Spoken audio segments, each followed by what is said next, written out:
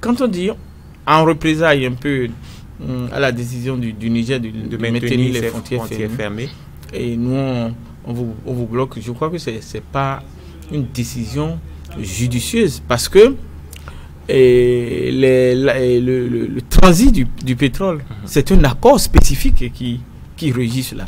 Et lorsque vous violez cet accord spécifique, vous violez des décisions que votre État a pris. Et donc, le Niger est libre de vous poursuivre devant les juridictions internationales pour violation d'un contrat, d'un accord signé entre eux. C'est-à-dire qu'on peut en arriver là à des poursuites. Oui, on peut en arriver là. Par contre, les problèmes de frontières, c'est dans l'ordre des principes de bon voisinage. Le Nigeria a maintenu ses frontières fermées avec le Bénin pendant des mois ici. Mais pour autant, est-ce que le gouvernement a pris une décision du genre contre le Niger? Contre le Nigeria, pourtant, une partie du Nigeria utilise et continue d'utiliser, si nous mettons, le port de Cotonou.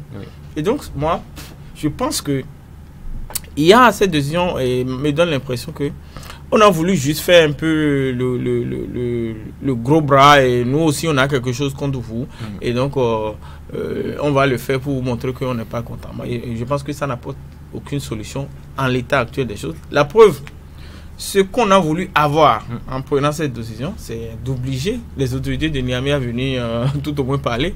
Mais la première réponse qui est venue de là-bas, c'est le Premier ministre qui a donné l'impression, bon, nous on s'en fout, la Chine n'a qu'à négocier avec eux pour voir les possibilités. Ou au pire des cas, on va voir dans les mois, dans les années à venir si nous pouvons détourner le pipeline vers un autre pays.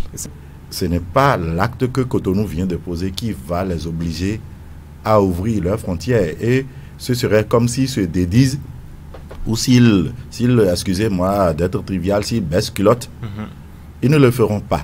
Le pipeline contribuerait à plus de 25% de leur PIB dans les années à venir. Non, les gens ne nous disent pas tout.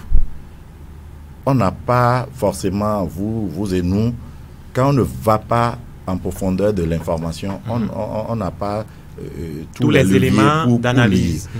Mais Marcel parlait d'accord. Le Bénin n'est partie prenante de ce projet que par rapport à la facilitation du transport, parce qu'on utilise le territoire béninois pour faire passer le pétrole nigérien vers le marché international. Mais ce n'est pas à destination de Cotonou que les Nigériens vendent leur pétrole. Le pétrole qui vient au terminal de Sémékodi est déjà vendu. Est vendu en amont. Donc ce n'est qu'un transport.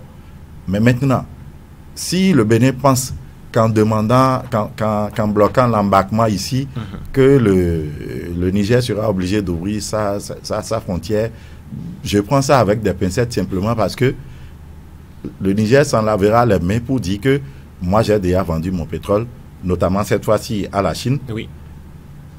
Quitte à la Chine de se débrouiller pour récupérer son pétrole au niveau des Béninois.